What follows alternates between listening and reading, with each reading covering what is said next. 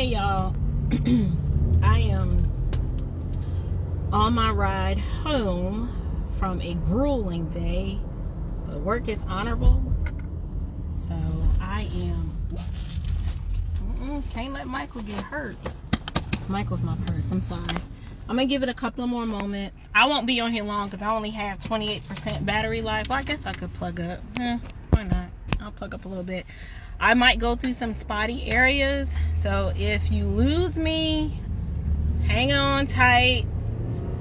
My one of my businesses is in a really rural area, so sometime on the way back to civilization, the internet gets real bad. But all right, so let me start off by saying this. I don't really have a dog in this fight because I am a happily married woman. I've been married to the man of my dreams. It'll be 13 years next month, and we have 4 beautiful children. So I don't really have a dog in this fight, but I do feel like I have something useful to add to the conversation, because I know a lot of single women, and I want my single women female friends, that's kind of redundant, I want my single female friends, I want y'all to win. So if you are a married woman and you know a single female, tag her on this thread, please. And if you are a single man and you want to possibly hear if I have something valuable to add to the conversation, feel free to tag your other single male friends. But the title of this live is Winter is Coming. Are men really afraid of commitment? What do the statistics say? Why am I inspired to go live on this topic? Well, because winter really is coming. And I have a lot of single friends that are like, listen, I am tired of being single. And while I have been out the game for a while, there are just some things I want to get off my chest. And if at times I seem like I'm being mean, if you know me personally, you know that my intent is not to hurt your feelings or be mean. I am just a straight shooter. I shoot from the hip. I say it like it is. I'm not going to rub your back on this one. Okay? There are times where I will cry and we will rock in the corner and I'll rub your back, but this is not one of those times. Are men really afraid of commitment? I argue that the vast majority, and hear me when I say this, I have to give this disclaimer. I speak in generalizations. So if you are the exception to the rule, and unfortunately most people think they're the exception, fine. But don't come at me like, well, in my own life, in my personal experience. I'm not talking about you personally. I am talking about generally speaking. We have to speak in general terms, right? In order to make reasoned arguments, you have to speak in general terms. We're not going to talk about the margins or the outliers. We're not going to do that today. But we're going to say, generally speaking, are men afraid of commitment? I would argue that they are not. Here's why I say that. I argue that most men are not afraid of commitment because statistically, if 80% of marriages that are failing, if those divorces are filed by women, we have to say, are the men leaving or are the women leaving? And I would argue that more often than not, it's the women that are leaving. I'll also say this. If a man actually commits and puts a ring on it, 9 times out of 10, he has thought long and hard about the decision he is about to make. He has counted the costs, and he has seen something in you to make him want to be with you permanently. That says a lot. So I would argue that it is not that men are afraid of commitment, but I will say, and I say this in love, that females today, and I'm going to use this term and it's going to hurt, and I'm using it to be provocative, a lot of females right now in today's day and age, y'all, we just trash. I'ma say it. You ain't got to like it. I'm not a feminist, so I don't care. We're just trash. What do I mean when I say we just trash? We are not our grandmothers, and most of us, we're not even half the women our mothers were. We don't bring anything of value to the table that would make a man be like, yes, sign me up for that for the next 40 years. Yes, I want all of that forever and a day. Why do I say that? I know too many women that cannot cook. They don't want to cook. They take no interest in even learning how to cook. If you ask them to boil some water, they're going to be like, boil some who? You mean pop it in the microwave? No, sis. Can you cook? Why on God's green earth would a man want to marry you and you can't eat? You can't even do the basics. What do I mean by the basics? My husband and I, we have this theme in our home called the basics, where we train our children, and we've been telling them this from the beginning. If you can't do the basics, you will suck and fail at life. Now with children, the basics are, bathe yourself without having to be told, personal grooming, being able to get up on time, get dressed, make up your bed, clean up your room. Like, we just kind of go through, like, these are just basic life skills that we believe children should have. Well, I'm using the same concept when I talk about women and their life skills and the skills that every woman should have. Now, I get it. Everybody is not a Susie homemaker, right? Everybody's not a Susie homemaker, meaning, you didn't grow up in a house where your mom was like, come here, baby, let me show you how to roll out these biscuits. Or come on, baby, let me show you how to clean these greens. Or come on, baby, let me show you how to make this mac and cheese. I get it. Especially my Generation Xers, our moms, some of them, not my mama, but some of y'all mamas dropped the ball in the sense that they did not teach you the basics. So what ends up happening is, whether you are a Christian or unbeliever, like on the open dating market, you can't do the basics.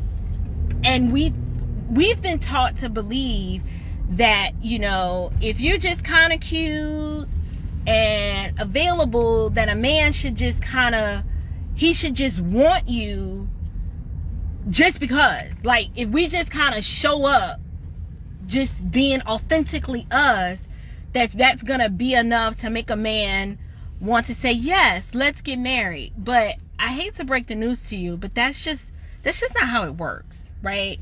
So let me give you a little story. Y'all know I love telling stories. I met my husband in 2005. I was 25 years old, and he was either like 37 or 38, right? And my husband always tells me these stories of how he knew that I was going to be the one. Number one, okay, I mean, I'm not like the most gorgeous person in the world. But y'all, when I was 25, like, listen, I ain't tooting my horn, but your girl had it together. In the sense that I was in the gym. And I wasn't even in the gym like I should have been. But I was in the best physically appealing shape of my life. I was in the gym. My legs were toned. I had no children, so obviously I didn't have my mommy pouch. But I was 25, so I was cute, right? So if he knew nothing else about me, he was like, oh, okay, that girl is cute, right? And I'm not talking about like beauty queen cute or overly done up, face beat to the gods cute. I was just cute, lipstick. Back then, I didn't even wear mascara back then. The most you could see me in was some groomed eyebrows, some foundation, and some lip gloss. Like, that was my signature look. Lips popping, brows looking cute, and I had a cute little haircut, and that was it. Like, I was just cute. And he told me, yes, it was the looks that got him interested, but what sealed the deal for him were several things. One, I cooked for him. And I'm not talking about I cooked for him like 2 years into the relationship. Like, I think date 2, I was like, listen, why don't you come to the house and I will cook us dinner? He was like, okay. I didn't ask him, you know, what he liked or what he wanted. I just knew I was pulling out my best recipes. So that night, I will never forget, I made fried chicken, collard greens, mac and cheese, biscuits, and he'll have to tell you the rest. I don't even know what we have for dessert. But when I cook from scratch, right? So I don't do boxed mac and cheese. I don't even go as far as, there's nothing wrong with greens in a bag, right? That's already cleaned if you're trying to be convenient. But no, I went and got like the stalk, right? I took my time. I cleaned the greens. I did my famous mac and cheese. And at the time, I had a condo. And it was like, before you could get into my house, there was a court. I had a fence, a courtyard, and then a door. And he said when he pulled up and parked that car, and he opened that courtyard door and he smelt the food, he was like, well, hold up now. This is me telling the story after the fact. This is him telling me from his perspective. He said when he pulled up and smelled the aroma coming from the condo, he was like, yes, Lord, thank you, Jesus. But smells can be deceiving, right? He came in. And it wasn't that I just cooked. I served him. Now, mind you, fast forward 15 years later, we've been married. We'll be married 13 years, but we've been together 15 years. I don't fix my husband's plate only because he is very particular about his portion sizes and his gravy and all that stuff.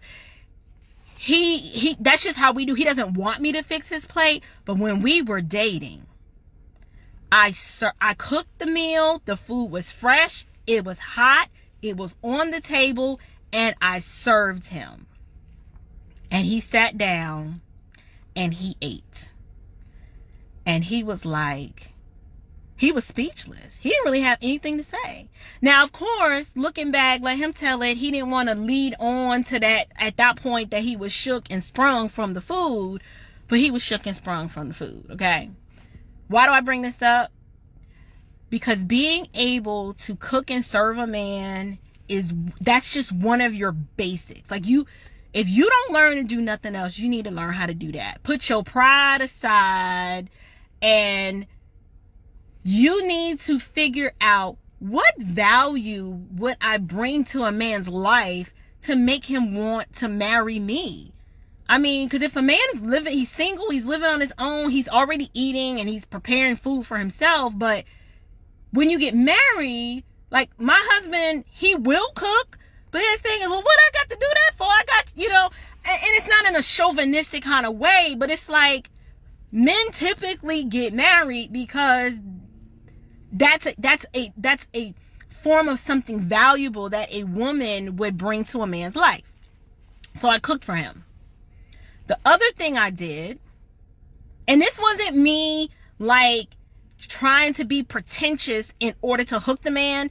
This is just how I am. When on our first, second, or third date, this wasn't even on the date. When we first met and we were having conversation, he told me that he was into woodworking, right? And that at the time he was working a full-time job, but after work he would go to his shop and him and his brother would work on their woodworking projects. And I was just so intrigued with that I said one day, hey, after work, do you mind if I come out to the shop? And he was like, really? I was like, yeah. He was like, you want to come out here? And I was like, yeah. And he was like, okay. I took an interest in what he was into, and I was genuinely interested. Like I've never met a black guy that was into woodworking and it was good. So I wanted to see what he was doing and I took an interest in it. But I didn't just show up to the shop, right? I did a little research and I was like, okay, well, What the heck do woodworkers need? What do they use? And I can't remember. Oh, that's not what happened. I remember one day I was at his house and I saw shop towels. If you know anything about automotive or just manly things, there are these blue shop towels that you can get from like Home Depot, Lowe's, or like Harbor Freight. They look like paper towels, but they're a lot thicker and heavier and stronger. They're called shop towels. I didn't show up empty-handed. I showed up to the shop with some shop towels because I remember he was running low. And I said, well, this is not expensive. It ain't gonna set me back that much. The man needs some shop towels, so I bought some shop towels. Y'all, when I showed up to that shop with them shop towels, I thought that man was gonna drop to his knee right then and there. It was the smallest, tiniest little gesture, but it meant so much to him because he said, this woman paid attention and saw that I'm running low on shop towels, and she bought me some shop towels. That's just one small little thing. Why is this important? Because if a man can see that you're just not there to get something from him, but that you want to add value to his life, and you're willing, not after you get the ring, but before, you're willing to demonstrate to him, hey, I'm into you. I'm into what's important to you. How can I be of service and of help to you? Like, biblically, wives are helpmates. Like, the whole purpose that God joined us to a man was to help. So if you can't demonstrate and show to a man that you are useful to him and helpful to him, and that without him he is lost, why would a man commit to that? They're not. They're just like, well, I mean, I can get a blow. No, I'm not trying to be crass, but they really could. If you can't demonstrate in a meaningful way that you are valuable and useful to a man and are willing to serve him, he can go get a blow up doll. I'm sorry. I told y'all this one gonna be a pretty one. I ain't rubbing your back. I'm just saying we are adults. He can get a blow up doll. I'm not advocating that. I'm not saying that's what Christian men do. I don't care what you do in your private time. I'm just trying to make a point, and I'm being very provocative in my language to prove the point. Yes, he can go get a blow up doll. So I cooked for him. I showed up that day with something that was useful and that he needed, the shop towels. And what else would I say made me useful and valuable and made him, I remember little things. And I get it. You're going to have some women who lead more toward being a feminist, would say, well, you know, he's a grown man. Like, I'm not doing all that. Well, sis, stay by yourself, okay? Because winter is coming, and I don't know about you, but I don't like being cold. And, I don't like being cold, and I don't want to go buy a dog and die alone. Like, so you might want to humble yourself, put your pride aside, and take some notes from women who have actually crossed the finish line and are still married, and their husbands come home every night to them and them alone, and the men still want to actually be there. Like, you might not like what I'm saying, but you can't deny that I have a proven track record of results. I'm just saying. So, be valuable and useful. Secondly, social skills. I was talking to my girlfriend the other day, and she said, sis, I am struggling because the internet and social media and these dating apps have destroyed social skills. And I said, well, what do you mean? She said, well, I find that I might meet a match online, and we're talking, but the conversation never moves from the text or written form to either an in-person conversation or an in-person date. And I found that interesting because I'm 42, so I'm Generation X, and I was pretty much an adult at the advent of the internet. And I have no experience in online dating. And I thank the Lord, because to me, online dating is trash. Why? Because what it does is it trains you to be inauthentic, to not present who you really are. And to me, social skills are kind of like a muscle. If you don't use it, you will lose it. So most women today, they have no concept of how to relate to a man in person, face to face. Like, they can do the text and stuff like that, but in text you can't tell inflection and tone and you can't gather any of that when you're trying to get to know a person on a social media app. And I find that the reason why people are so reliant on social media is because they have no social skills. Meaning, when I met my husband, I met him in person. Like, I saw someone that was attractive, and Lord, was he attractive. I couldn't hide behind a screen.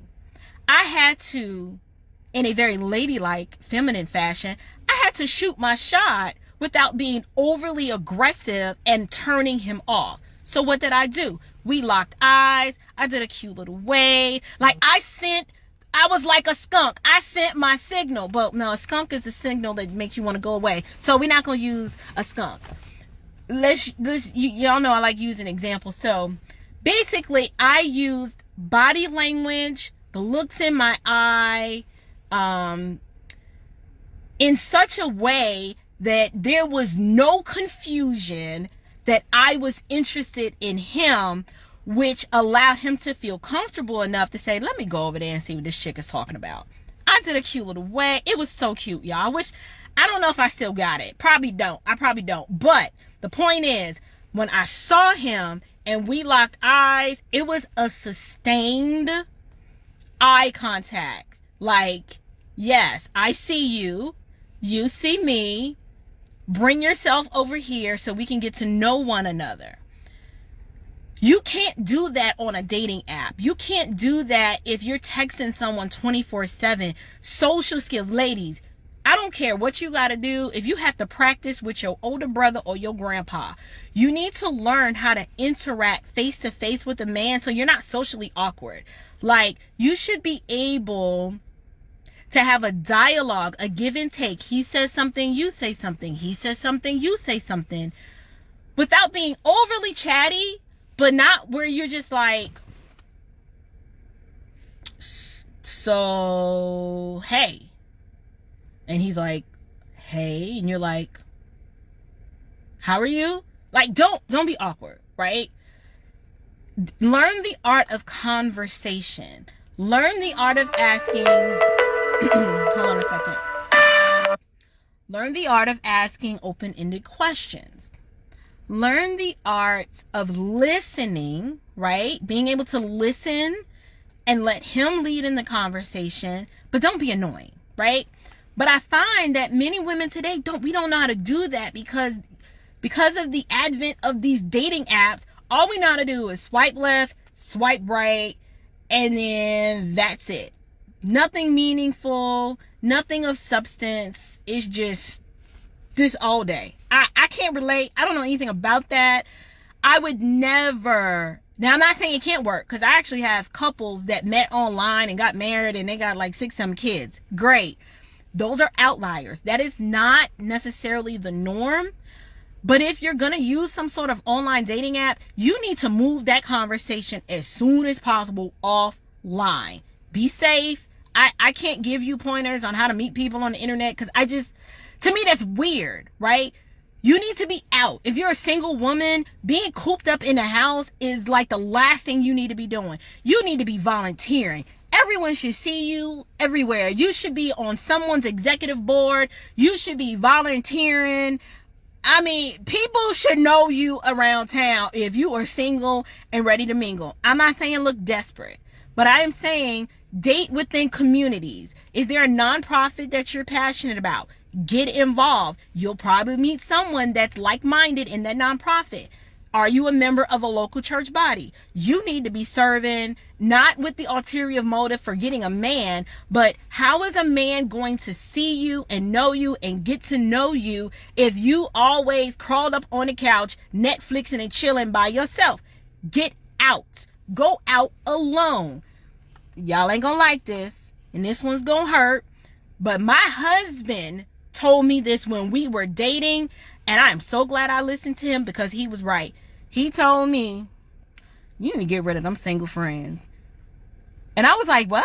He was like, first of all, she ain't your friend. She ain't your friend. That chick definitely right there ain't your friend. He said, because this is what would happen. I had this whole circle of female friends, and we was all single. And we would plan to go places, and I'd be all excited, and I would get dressed and ready to go, and 1 to 3 of them, without fail, would always flake on me.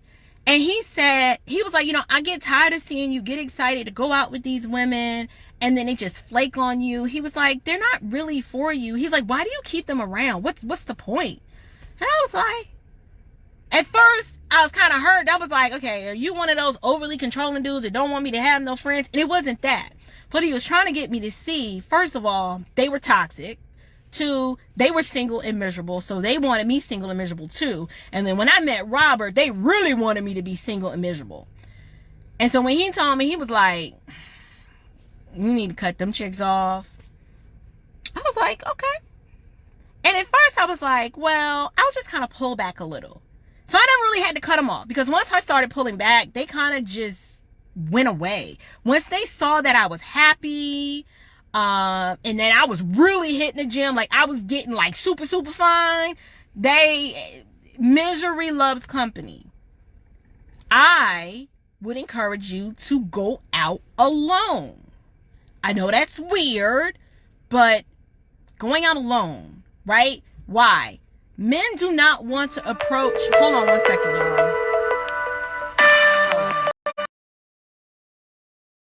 Like, that's the man. When he calls, you gotta answer the phone. This is what would happen. I would go out by myself because men do not want to approach a gang of females. And it's not that he's weak and he can't handle you in a crowd with you and your girls. The issue is he don't really want to deal with all that estrogen. And if he's interested in you, he doesn't want to feel like he's got to get ganged up on by a bunch of other bitter chicks that claim they want you happy, but they really don't. So I would say go out by yourself. Why? No distractions. Don't be on your phone, like engrossed. Like, just be fully present where you are and be available. And what that does, that puts a man, like, he's like, okay, now I can relax. She's by herself. Granted, a guy may approach you and you may not be interested at all. But if you're with your female friends, the propensity for you to just kind of show out and clown, it's too volatile. I personally just, and you can ask most men do not want to approach you if you're with a gang of other females. It's just not the right time, the right place, and you just have a lot of missed opportunities. I'm not saying you can't have friends. I'm just saying, if you are on the path and you like, listen, I'm getting older, I'm tired of being alone, maybe I need to change some things, go out alone. I'm gonna just leave it at that. Yeah, stop hanging with the pack, like a pack of wolves. Like, oh, no, hyenas. Have you ever been to a restaurant and you see like a table of 5, 6 females and they just loud and cackling and they all got like 5, 6 plates in front of them a piece? Like, men, don't listen. If you don't listen to anything I'm saying, men watch what you are eating. They look at your portion size. They look at how fast you're eating. Because men, they are sizing you up. They're like, she eating fries like that and it's 10 o'clock at night. They like, 5, 6 years, she gonna be a good 300. Nah, I'm good. I will tell you how I know this. Because my husband told me one night he took me out on a date and I ordered a plate of fries, some wings, and it was like 10 o'clock at night. That man looked at me, he was like, you gonna eat all that? And I was like, I don't know. I was just like, I'm kind of hungry. And he was like, all right. He's like, I know you've been going to the gym. I just don't think that's a good combination this time of night. And I was like, okay, never happened again. And looking back, like we talk about it now, my husband always says, that night I saw the way you was about to inhale them fries that late at night. And he was like, you almost didn't make it. I know y'all are like, why should men be allowed to be so picky? It's because men give access to marriage, right? Like women, we don't ask men to marry us. They ask us to marry them. And I hate to say it, but if you coming in the gate at 300, this is real sensitive, but that's what's barring a lot of us entry. I'm just gonna say it. And if you unfriend me, that's okay. You just gonna have to unfriend me. But a lot of us, our weight is barring us entry into matrimony, because now I didn't say this and I didn't coin this term, but I'm gonna say it because it's true. If you weigh more than him starting out, because men are like, okay, if we get pregnant, she pop out 3, 4, 5, 6 kids, a lot of that baby weight, if we're just honest, now me, after I had my first child, I lost the baby weight. When Brandon came, I blew up. I chugged out. I was the heaviest I had ever been. And I lost that weight, and then I had the twins. But by the time I had the twins, I had already changed my lifestyle, so I ended up being smaller with the twins. But I'm just saying, men look at stuff like that. The more kids you have, the more weight you're going to have. I don't want to hear that, well, if he really loved me, he would accept me the way I am. You ain't accepting him the way he is. You gonna accept him making $7.25 an hour? No. You don't even look at a man making $7.25 an hour. So we can't be mad if a man is saying, I don't want her starting out at 300. That's too big for me. Men have their preferences. We have our preferences. Some of us won't date a guy that's 5'9". And no one bats an eye when we say, you too short.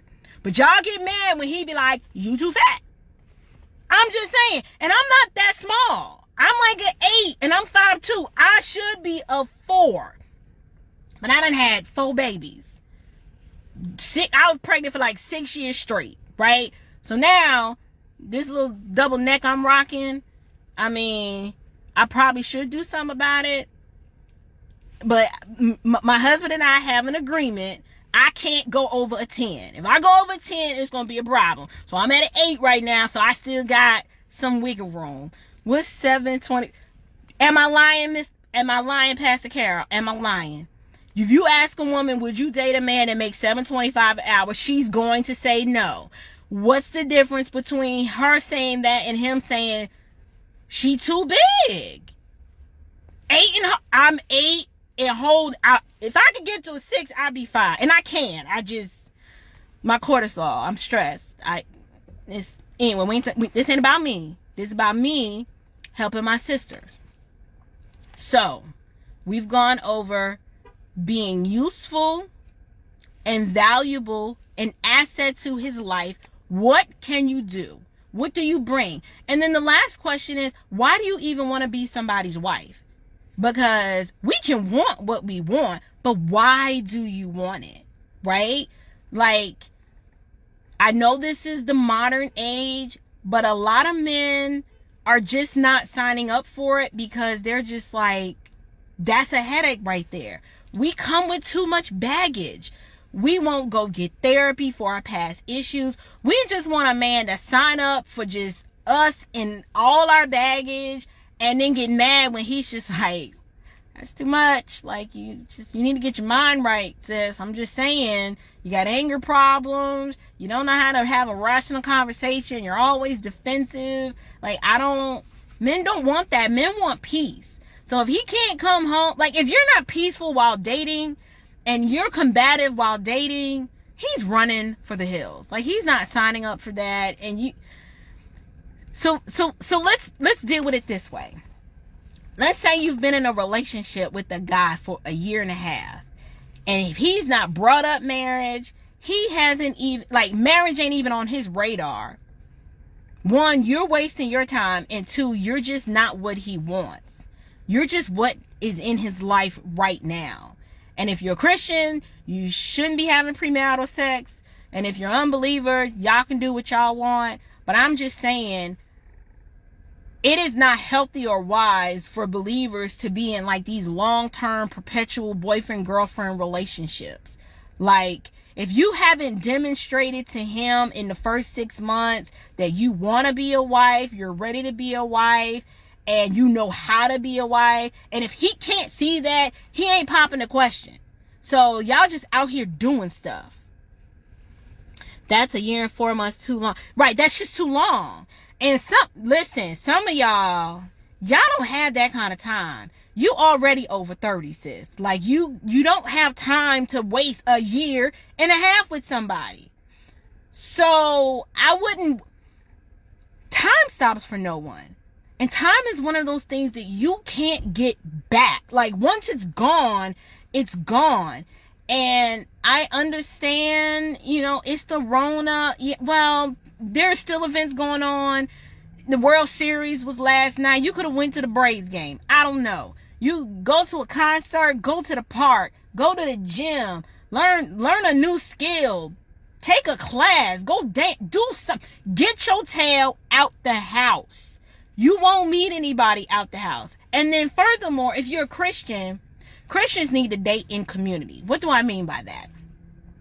Your pastors and elders need to be involved. Like, if your pastors and elders don't even know that you're like, hey, I have a desire to be married, put me at the top of your list. If you meet a Christian young man, like, holla at your girl. Like, they should know that you are single, and they should know enough about you and your character to know that sister right there is ready to be a wife.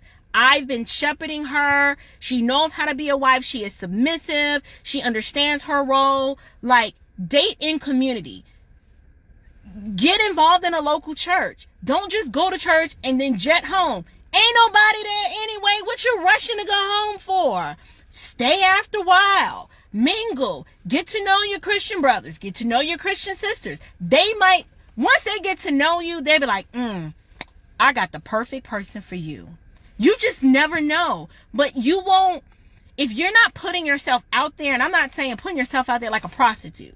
I'm saying if the desire is there to be a wife, and you have something of value to offer, and you're not trying to do on-the-job training, but you're like, I've worked on myself, I've worked on my issues, I want to be a wife, I don't have unrealistic expectations, I just, and miss me with the Lord will send him. Okay, well, how's that working out for you? Because last time I checked, the Lord just don't send random men to your doorstep and they knock and say, I'm here to court sister so-and-so. Like, that doesn't happen. That just doesn't happen. And I hate when Christians try to over spiritualize these relationship situations, because you choose. You choose whether the relationship works, and you choose when it don't work because you picked them. No one twisted your arm to be with any of the people you were with in the past, and you can't blame God on that. You chose. Yes, God is sovereign, but there is a human responsibility component to this. Start dating in community. And if you're in a church, you're like, well, there's just no men. The body of Christ is just not, have people vet. If there's somebody you're like, I think we would be a good match. I don't know if he's interested in me. If a man is interested, trust me, 9 times out of 10, he is going to say something if you've put the proper signal out. The thing is, you need to learn the art of the signal. You know what I'm saying? Like, there are signals. Do you smell good? Do you always present your best self? I mean, if you always come out the house looking homely like a ragamuffin, that could be why ain't nobody trying to holler at you. Or it could be the opposite. Are you doing too much? Is it too much hair? Is it too much makeup? Is it too many lashes? Is it just teen too much? Like, men are simple. They just want you in all your simple glory. I like lashes too. But when it gets to the point where it looks like I got caterpillars on my eyes, No, they don't like that. We do that stuff for each other. Save that for girls' night out. But if you on the open dating market and you like, I just want to meet a nice guy, you know, just a regular guy, tone it down. Less is more. Wear your own hair. Or if you're going to buy somebody else's hair, make it look realistic. Don't be so over the thing. There are some serious identity issues when it comes to women. I think social media has caused us to want to look like caricatures of somebody else. If you're single, that's gonna hurt you, because when men look at you on the phone and then they see you in person, they're like, if they're not sure that's still you, you did too much. It's okay though. Your girl is here to just break it down and tell the truth. Be like, sis, thank you for telling me. I didn't know. I was doing it because I thought I needed to do that to be beautiful. But thank you for telling me that I'm just beautiful the way the Lord made me. Thank you. Like, you need a friend in your life I'm that friend. Now, you may not like it, but it doesn't make what I'm saying any less true. Let's tone it down. Save some of the theater makeup for the theater or special occasion, but like, yo, just regular everyday out and about in the street, it's probably too much, and that is probably turning a lot of men off. I'm just saying. Now, some of you might walk away from this live and like, dang, April sound real superficial. Like, if a man really likes you, he not gonna care about all that. Well, you don't know men, because men do care about all that. And they talk amongst themselves, and they clown us behind our back, and they laugh at us, and they just like, I'm good. It ain't that they are afraid of commitment. They just are not committing to us. And there's a reason. So at some point, we're gonna have to do some self-examination and be like, dang, I didn't even know I'm impeding my own success because I'm doing too much. Ooh. Think about it like this.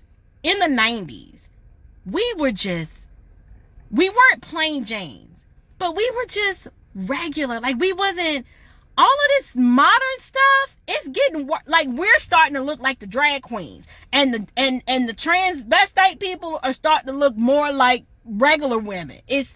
That shouldn't be. Like, people shouldn't be like, is that a man? Is she a man? Like, they may not tell you to your face, but I can guarantee you they're asking those questions. I recently went out with someone who was very intelligent, funny, but her blonde wig and dramatic makeup you should have said something, bro. Now, she may have been salty, but she couldn't have walked away and said that she didn't know. You should have, listen, when my husband first met me, he flat out told me that he did not like the way I dressed. Let me explain. I've always had a decent sense of style. But when I met him, the previous relationship I was in, he purposely wanted me to look like old and like homely. And I still had some of those clothes left. And so a couple of times Robert and I would go out, and I think this one time I had on some culottes, y'all.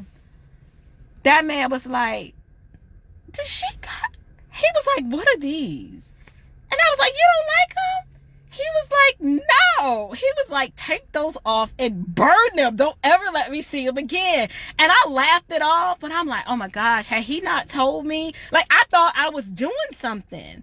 But he loved me enough to be like, listen, if you're trying to be with me, you can't be walking around in 2005 with those culottes on. You look crazy, sis. I looked crazy.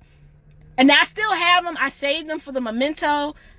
You know what I'm gonna do? I'm gonna post them. I'm gonna lay them on the bed. I'm gonna post them, and I'm like, that man loved me enough to tell me to burn those. But I didn't burn them. I saved them as a memento. But Eric, you should have told her. You should have lovingly said, sis, you are so beautiful. I love your personality, but why the blonde wig?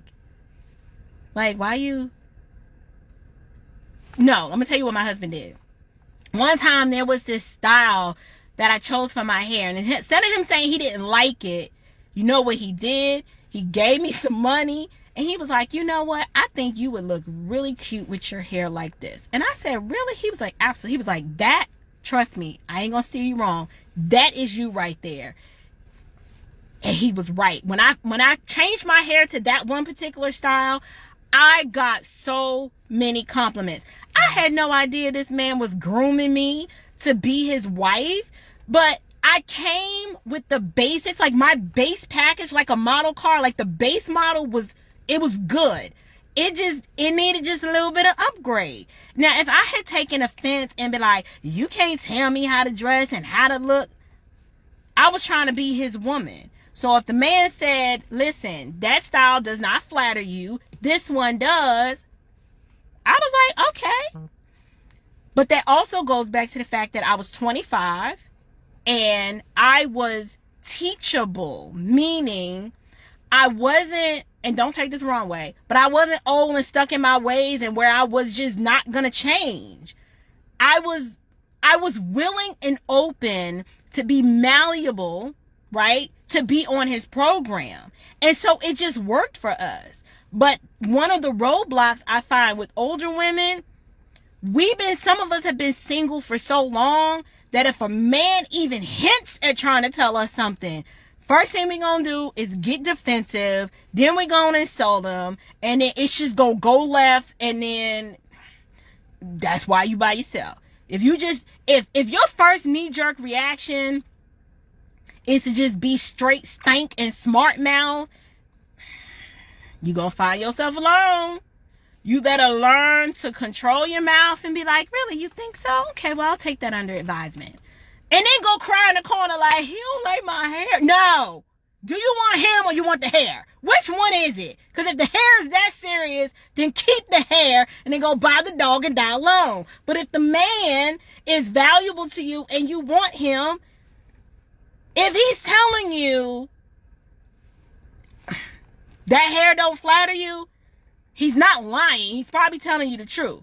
Now, how you can find out, this is what you do. Everybody got that one friend that's going to keep it 100. Now, you know you got your friend. Like, I know I have friends, if I ask them their opinion, they don't want to hurt my feelings, so they'll just lie to me. Like, I already know who they are. It is what it is, but I don't ask them. When I really want to know something, I'll be like, listen, it ain't going to hurt my feelings, but does this look good on me? And they like, nah, sis, that green make you look like Incredible Hulk. Don't wear that.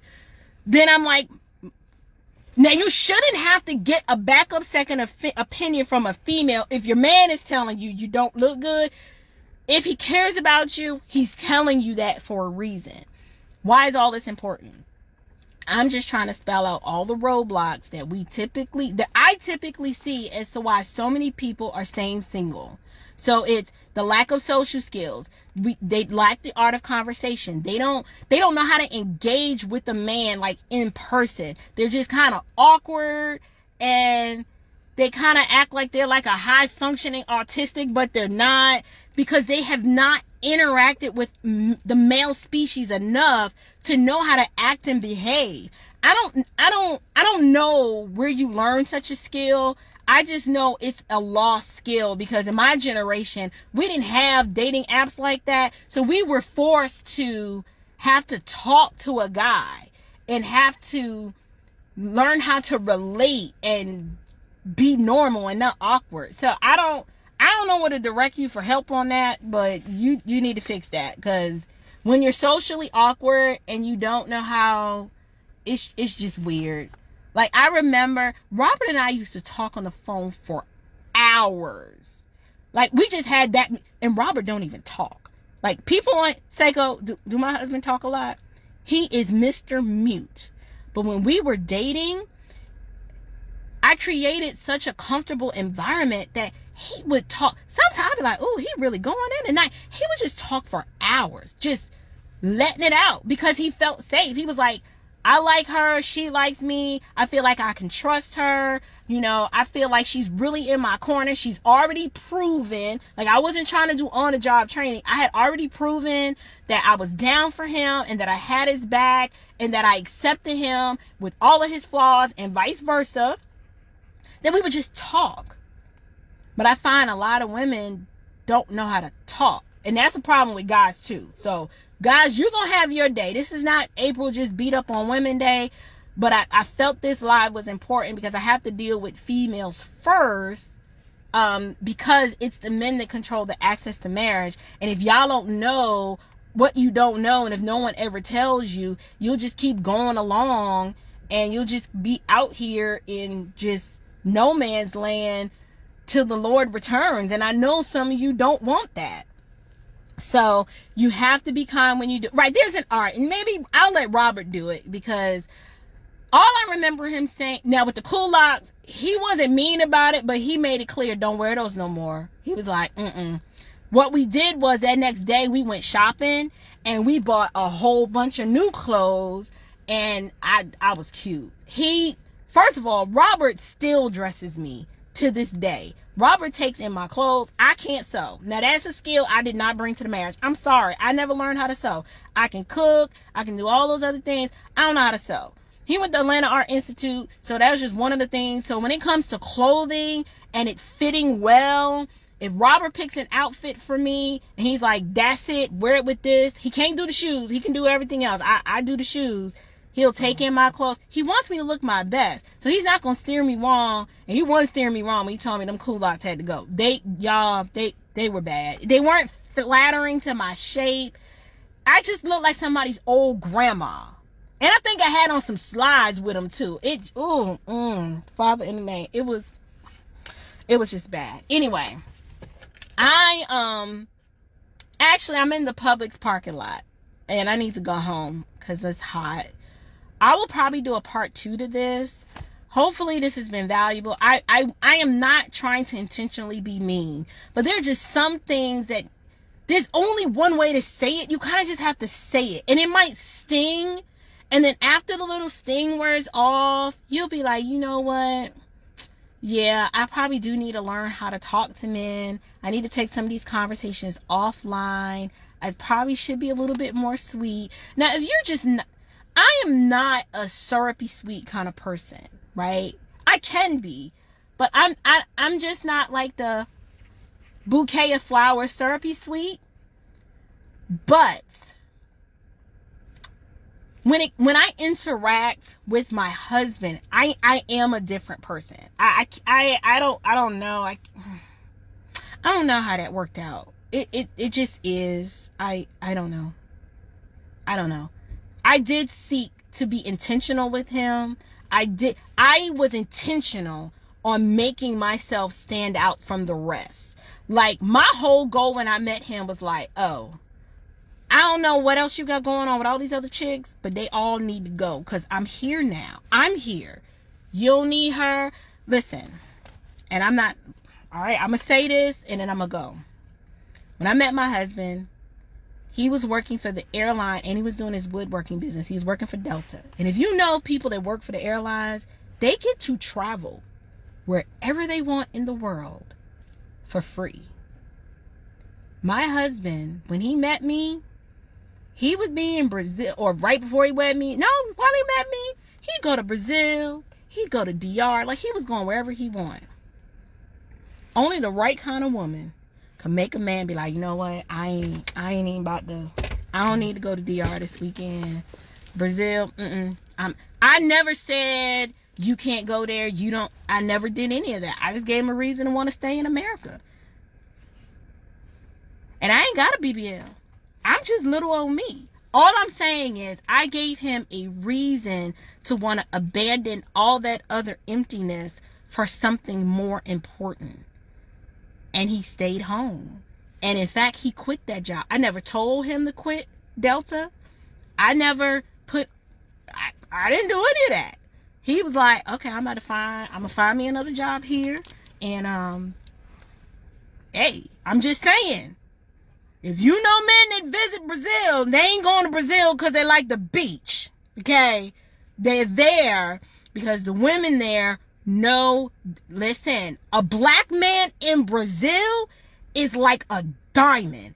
They treat black men in Brazil, it is almost darn near idolatry. I'm not exaggerating. Just talk to a man that's ever traveled internationally and he will tell. There are men, unbelievers, of course, that will travel to Brazil one time and leave their whole family to stay. They like, listen, you can have it all. I want a divorce. I ain't coming back. That's real talk. I know several people that happened to. So I'm just saying, it's competition out here. And you got to learn to compete. And if you want to compete, you can't be prideful. Like, well, I ain't doing this and I ain't doing that. I ain't losing no weight. He better say, okay, sis, you ain't got to do it. You don't have to. You can stay just the way you are. You can wear all your hair and your lashes and all your clothes. You can do whatever you want. I'm just telling you, if men don't get what they want, they don't respond and give you what you want, which is the ring. They just don't. I mean, I didn't. Maybe a little bit, kind of, sort of. But it was from the heart. Meaning, I took such an interest in who my husband was and the person he wanted to become, that I made it my life mission, no matter what I gotta do, like, I gotta get you there. So, like, the furniture loft and everything we got going on, that was Robert's vision. But he knew he's the head, right? I'm not in charge. I'm just on this ride doing what I do and being me. And we work well together, but it's because I'm not trying to build like my own kingdom. I'm on his program. If that's how I would say it. I'm on his program. I trust him to lead our family and our children and make good decisions, but I'm the details. He's the outline, I'm the details. I fill in the details in his life. And men will commit to a woman that fills in the details in his life. Now, if you ain't filling in no details, then he don't need you. You need to find out what those details are, and you need to get to work. I ain't gonna lie, I love y'all, but some of y'all women, y'all just lazy. Y'all don't want to do nothing for nobody. It's always, I'm the queen, I'm this, and serve me, and yes. No, you, that ain't working for us. This putting women on the pedestal. Yes, my husband probably thinks I am a queen, and I don't like that term because I know what comes with it. Being a wife is about humility and serving. You give of yourself to a man and his babies. Like, there's no greater honor than doing that. And if you feel like you gotta just be the center of the universe, it's not gonna work. You got to humble yourself. And if you don't want to serve and do something for a man, and all you care about is, well, what he gonna do for me? And you will reap the benefits if you just do your part and play your role. I'm not hurting for anything, okay? My husband, I got my original engagement ring. I was happy, never had no complaints about it, and then I lost it. And so then, I had this other one, and it wasn't really what I wanted, but our marriage was never about that. And this year, he was like, you know what? Get the ring that you want. And I was like, get the ring I want? I was like, what you mean? I was like, nah, I don't need. He was like, listen, get the ring that you want. I got the ring that I wanted. Now, granted, that's something immaterial that has no eternal value. But to him, it was like, that's what my baby wants, so that's what my baby gonna get. And he made that happen. But I've paid my dues in the sense that I do what I do for my family and for my husband out of a very sacrificial love. And he sacrificially loves me. I cannot imagine being a man. I don't know how y'all get up early every day and work like just workhorses, and then y'all come home late and you're tired, and then you still listen to us because we want to talk, and then you still play with the kids. Like, this past month, since my staff, I had to let some people go, I have been working every day. I am tired. I come home, I told my husband, I was like, listen, if I was a man, I would have gave up. I would have been like, listen, I don't think I can stay with the family anymore. I need a moratorium. Like, that's how I felt. But men can't do that. They got to put in those hours, sometimes 60, 70, 80 hours a week. And there's no reprieve for them. They don't get a break. They got to keep going. The least we can do is serve them in a meaningful way. Fill in the blanks. Yes, I'm working too. He's working. I get it. But if you want to be a wife, but you don't want to serve and help, maybe the wife life ain't for you. I see how my sister Patricia and Sharon and Shanique, I have some godly women in my life, and they take care of their men. Shanice is probably one of the most godly. I'm down for my man, and I wish would. When it comes to her man, that's it. The buck stops there. She serves him. She loves him. She done had this man's baby. The average woman, we don't want to do that. All we want to do is take. And I'm just saying, it is a rewarding life, but being a wife is about serving and giving and selflessness. And if you can't do that, then you probably have the wrong view of marriage, and you probably are not cut out to be a wife. I'm just saying. I know that was harsh, but it is what it is. Some of these men are on the road, truck drivers, off the road, not off the road, but they work long hours. They not trying to come home to hear your mouth. They just like, where's some food? I'm hungry. I want to eat. Can I get a foot rub? Can I watch the game? Can I just be? And if we can't be peace for them, there's no benefit in committing to you, because you're getting on his nerves. Like, peace, be still. If you cannot offer him peace, then I know men that would rather die alone than deal with a contentious, just nutcase of a woman. It ain't worth it. They're like, I'm good. I'll get a dog or a parakeet or something. Yes, the nagging. The nagging is bad. And I have to check myself sometime too. Because I'm probably type A. So sometimes when I want things done, I need it done. But when it comes to stuff around the house, I don't have a honey-do list. What I do is I'll just be like, I'll say it one time. And when he gets to it, he gets to it. And 9 times out of 10, he'll get to it before I've had to say something. I don't know how he does that. Or like me, sometimes he'll ask me to do something and he'll have to remind me. But with Robert, if I ask him to do something one time, he will remember and do it. And I'll be like, you remember to do it? He was like, well, yeah, you asked me. And I'm like, but I didn't have to ask you like 5 or 6 times. He's like, well, shoot, you don't need to tell. I heard you the first time. I'm amazed at how he does that. But he does. And I'm grateful for it. So, men, do I think men are afraid of commitment? This is the last thing I'll say. No. Just because a man waits later in his life doesn't mean he's afraid of commitment. What women have to understand is most men need to wait later in their life is because some of y'all are putting so many unrealistic demands on him. He's like, I don't even make enough money to even get to take that heifer on a date because she's so darn high maintenance. Like, are you high maintenance? When a man sees you, is he thinking, I'm going to have to do this, I'm going to have to do this. And he start adding it all up. If some of us are barring entry to marriage because we've created lifestyles that the average man is like, I can't sustain that. That's too much. Simple is best.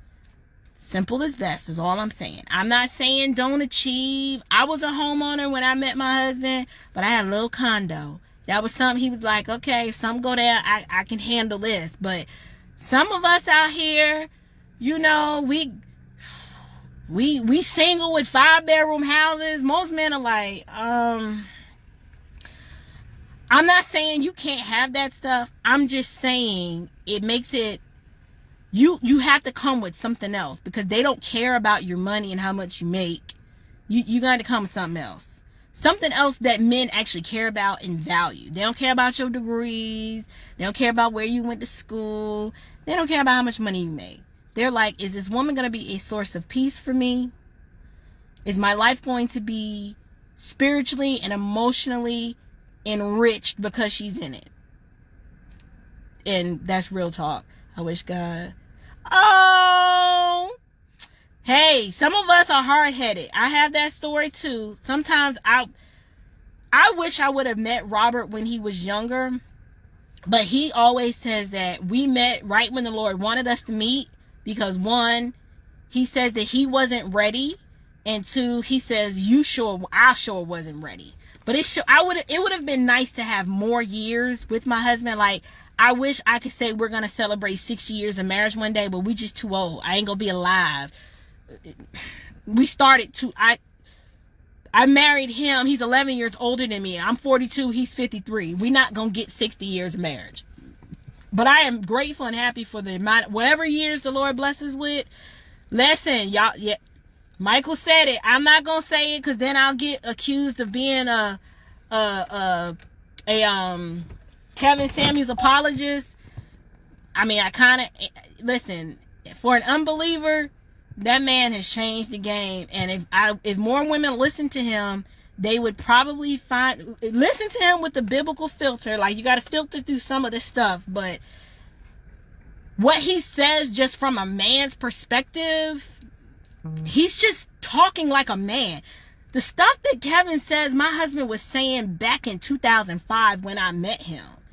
I mean, the whole lion analogy, like he has his lioness analogy, like my husband been saying that. That's like old. It's just, he articulates it very well. Yeah. Oh, Eric, I was definitely a pick-me, and I'm not ashamed. I was a pick-me in the sense that I made sure that I distinguished myself from the pack, and I was willing to compete. I had no problem saying, oh, okay, it's 5 chicks over there, all right, but they not me. Let me go on and do what I gotta do to separate myself from this pack. And to this day, the circle of friends that Robert had back then, I'll never forget. The day we got engaged, they asked, what did you do? Because this man don't commit to nobody. That's what they told me. They were like, how did you do this? How did you get Robert Chapman to propose, like with an actual ring in public, on his knee, in front of hundreds of people? My shy husband, yes, he did. And at the time, I probably couldn't articulate it. I was like, I don't know. I was just being me. But now that I look back at it, I was being me, but I competed. I was willing to compete. I was willing to distinguish myself from the pack. I was willing to serve and be useful to him in such a way that I gave him an offer that he couldn't refuse. I'll just say that. That's really all I can say. Some of us just need to look in the mirror and just fix ourselves, because men commit the things that are important to them. They have the same barber. They could be with a losing team for 20 years and they be like, that's still my team. I know people that are Miami Dolphins fans and they're going to die Miami Dolphins fans. I know people that are, I hate to talk about Dallas Cowboys like that, but they going to die Cowboys fans. And they know the Cowboys ain't been hot since like 94. But that's their team, because men are loyal. Men don't just walk away from stuff like that. And it's the same with women. If you are a woman of value, not financially, because they don't care about your money, but you are bringing something to the table, he ain't going nowhere. He's not. And he will commit. He just got to find something worth committing to. And it's dark, so y'all can't even see me no more. Ooh, okay. Well, I guess that's my time to go there, because I had to go home. So, I'll read the comments, and maybe tomorrow I'll do one from the male perspective. Maybe I don't know. Robert said that he would come on and do a live, but he's tired and busy, so I can't promise that. But I gotta go, y'all, because I can't see no more. All right, bye.